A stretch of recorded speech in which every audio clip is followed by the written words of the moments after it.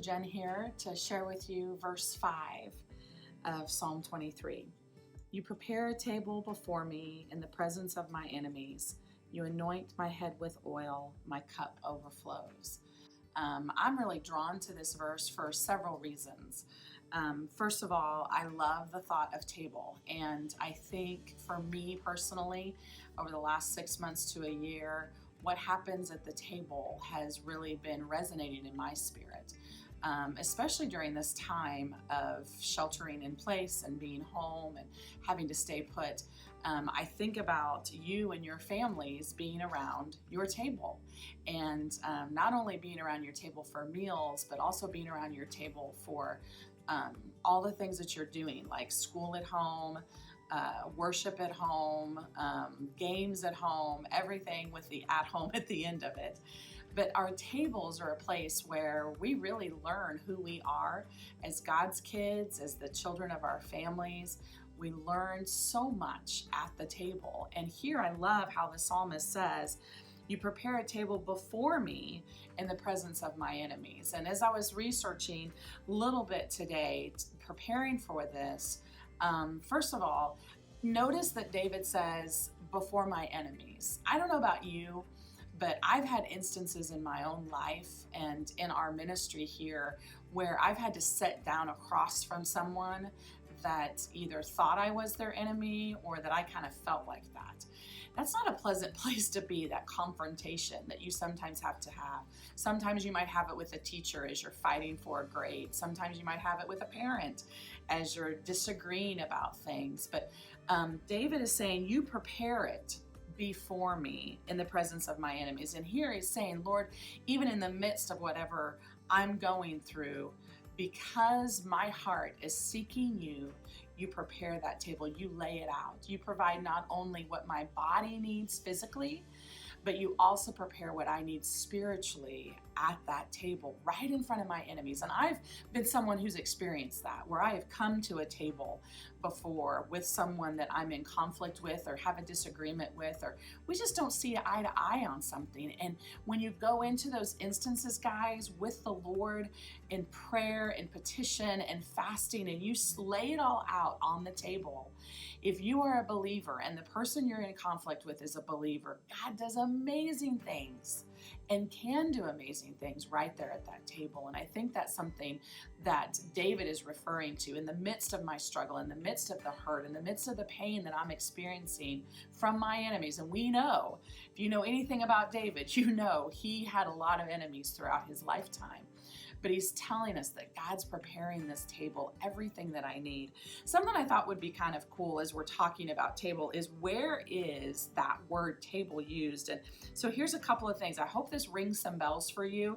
But Joseph, when all of his brothers came back to Egypt and they came and Joseph revealed who he was, when they brought Benjamin back, if you remember that story in Genesis, Benjamin at the table of Joseph, now second in command, received 5 times the portion of his brothers, what they received for food. So there, Joseph is lavishing his love and favor upon his blood brother, Benjamin. And I think that's what God does for us when we are his kids. At the tent of meeting that they created all the way back in the desert, they had a table that had golden rings that were used to carry it, and it had to be carried by poles because of the holiness and the way in which God's Spirit would meet them. And in this table, they also would have in the tabernacle, they'd also have a table that was specifically for the bread of presence, and that bread represented that God was there.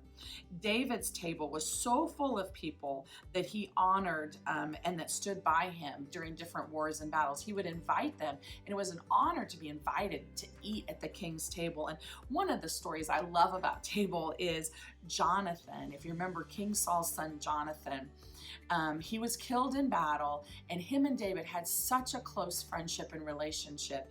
And David made a promise to Jonathan's son, Mephibosheth, who was a crippled young boy who grew up in ostracized and fearful of his life when David became king. But David goes in love for his friend Jonathan and invites Mephibosheth to come and sit at his table and to be fed for the rest of his life.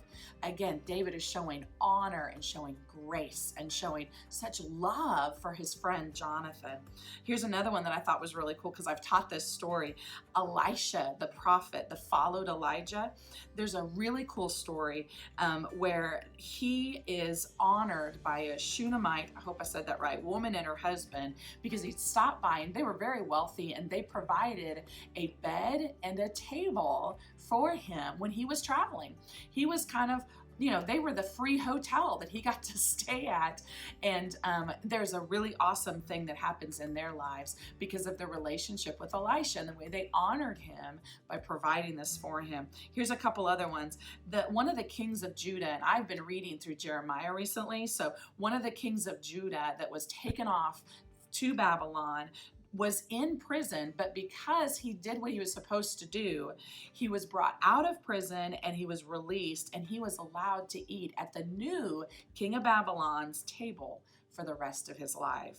And one of the other ones that I found was that Nehemiah, when he came back from exile to rebuild the wall, he invited 150 Jews and officials that ate at his table. So I just love that thought of table and all the things that it means, not to mention what happens in the New Testament around tables and Jesus specifically.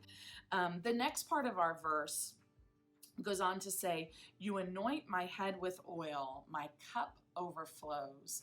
And that just shows again the provision of God in David's life. Remember that David was anointed by Samuel the prophet. He was the youngest son of Jesse, and as he was anointed to be king, he was set apart from his own family. And we know that it took many, many years till he actually became king. But when he became king, he was so blessed. Did David have a perfect life? Of course not. But God's anointing and God's blessing went with him wherever he went. Have you ever had an instance where you have done what is right? You stood up and did what was right and stood on the right side of where God asked you to stand. And in the middle of everything in that conflict that you maybe stood for, in the middle of all of it, all of a sudden, for whatever reason, you are blessed. That's what this part of the verse reminds me of. You anoint my head with oil and my cup overflows. Standing up for what is right and later on letting God overflow your cup to so much blessing. I think that's what David is receiving here.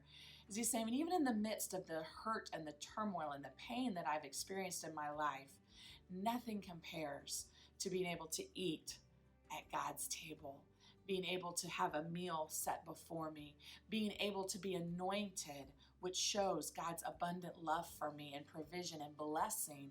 And he doesn't just anoint me, he overflows my cup.